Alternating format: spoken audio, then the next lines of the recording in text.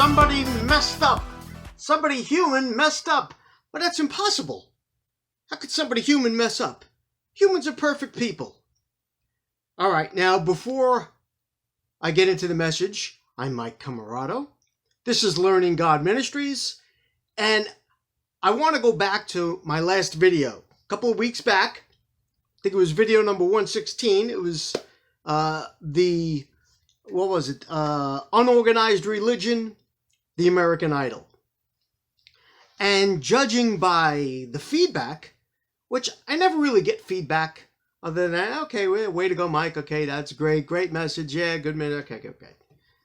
But the response for that last message about unorganized religion and the American Idol and about the cross and idol worship, that got a lot of response.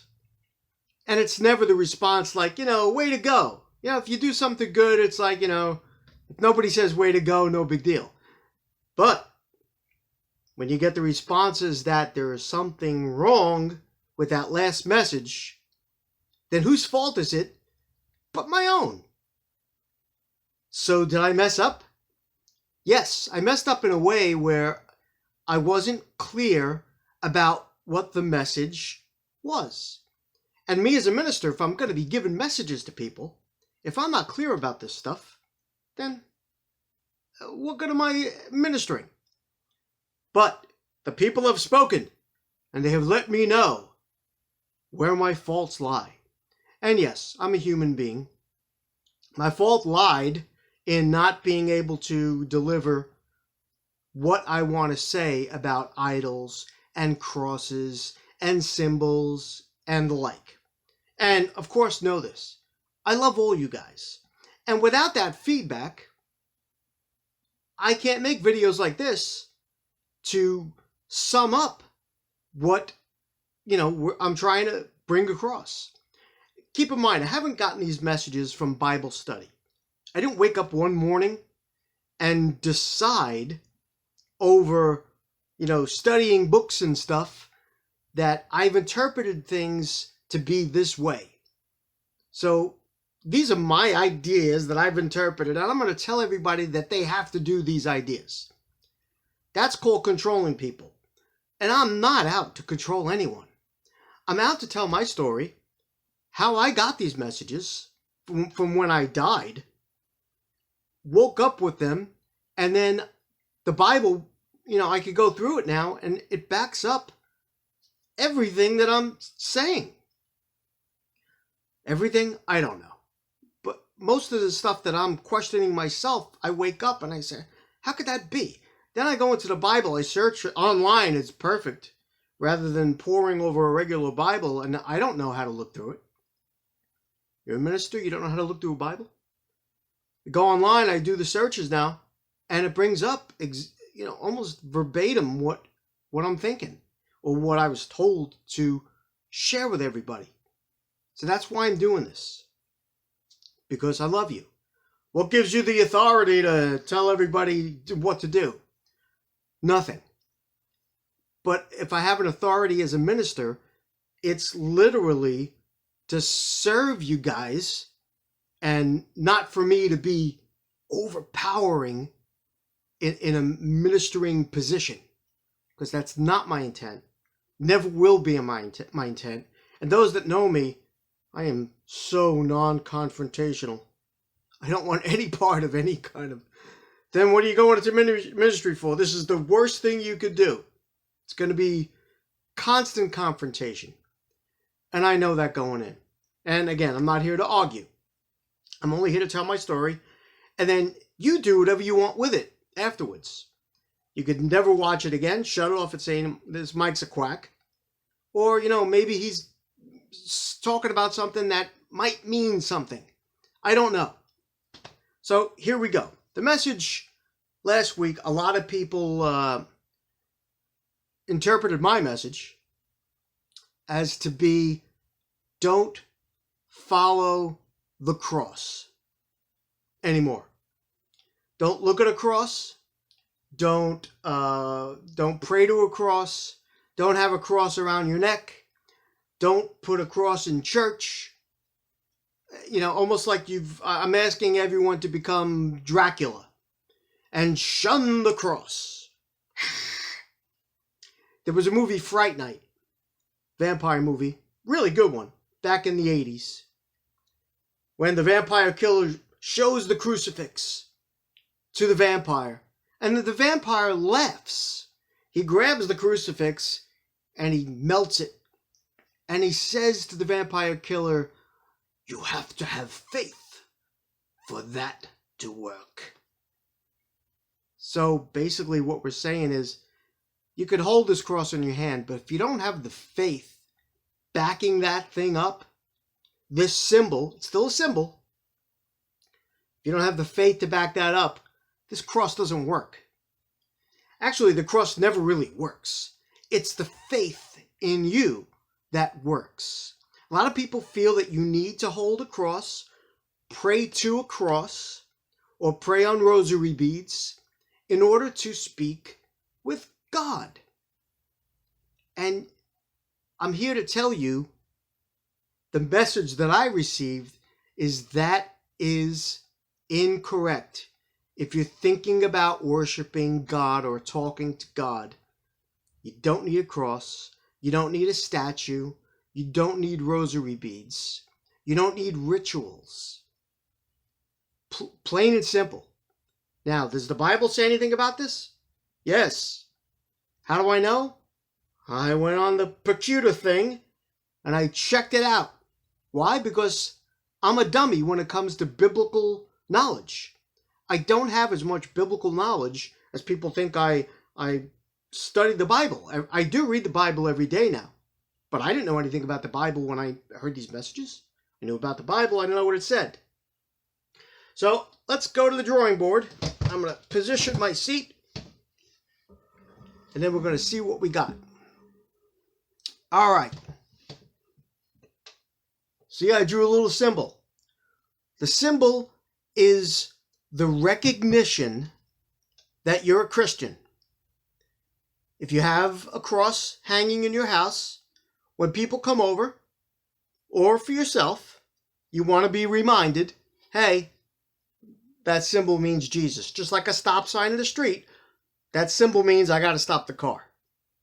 Except in New York. You coast through the stop sign. This symbol, you wear it around your neck. You feel close to Jesus. I got it. It's okay.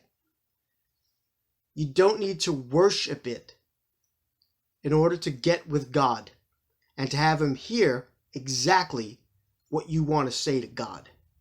Because he's God. Where does it say this?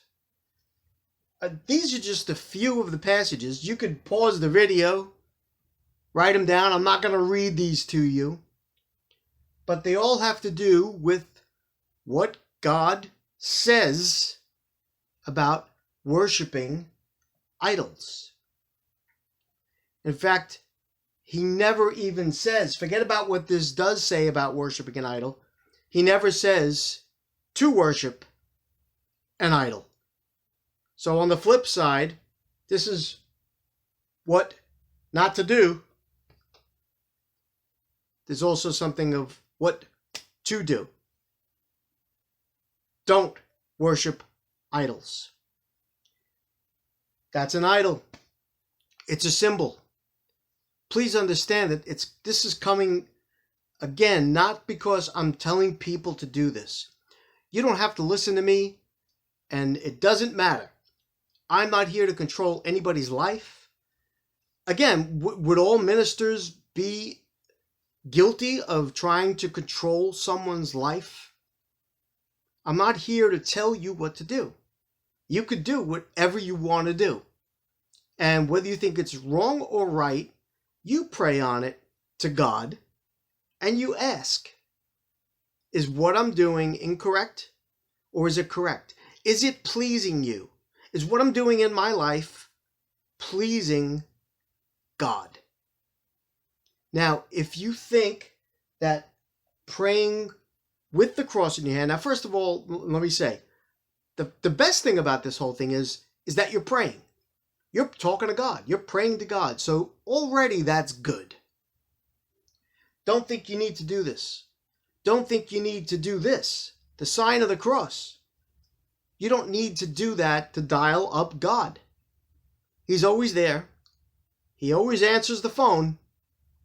And he's there for you to listen to you. And if you're faithful enough, you'll hear him. But you don't need trinkets to do it. That's the beauty of God. It's God. That word alone, that name alone, shows I am above everything else. I'm definitely above this. This is just the way Jesus was killed. Actually, this sign, this symbol of a cross, actually meant, I looked it up, it was another, represented another religion or symbol or something that really was, I think it was like 1,500 years before Christianity even came into play. So look that up. I think it's called Taozan or something. I don't know. Anyway, that's not the message. The message is, I apologize for last week's debacle. And it's good that you guys let me know, because that's how we do this together. I'm not sitting here on the pulpit raining the fire and brimstone down on everybody. We're doing this together. So if it's something that, and as I said, the last message, I knew that it was going to cause a little bit of a stir, because people love their crosses and their rosary beads and their statues and their stuff. I'm just telling you what the Bible says and what God told me in the 4 seconds I was dead. And that's it. Now, I love you guys very, very much. And I hope you understand that I'm not shouting out at anybody. This is a learning experience for me, for you, and God watches all this. He watches that we're together. He loves that we're doing this. He loves that we're studying and trying to make our Christian walk better in the crazy lives that we live here on earth. And it's definitely been a crazy year. I think everybody's going to agree. But don't think 2021 is going to come in and it's all going to be peaches and cream. You know, this year, 2020, is terrible. So everybody thinks December 31st, stroke of midnight, for the new year, 2021, everything's just going to get washed away. It isn't. So we have to learn to live with how we live every day. Keep God in our lives. It's okay. You want to keep this symbol if it makes you feel better. The important thing is that you're using that symbol to consciously know God, Jesus. But the message, very clear, is you don't need to hold these things in your hands or go in front of them, a big crucifix in a church, to talk to God. God isn't in that piece of wood. God is everywhere. He's in your bedroom. He's in your bathroom. He's in your car. He's next to you all day, all the time, if you know him. Even if you don't know him, he's there. And that's where you got to come around, if you want, if you choose to, and then change your life. Change your life for a life of wonder. It's wonderful. As bad as the year is going, it's still, Frank Capra, it's a wonderful life. All right, that is it. Learning God Ministries, my camarado. Don't forget, whatever you do, yeah, okay. Don't forget to do it with God. All right. I'll see you in a couple of weeks. Don't forget, written message next week. Bye-bye.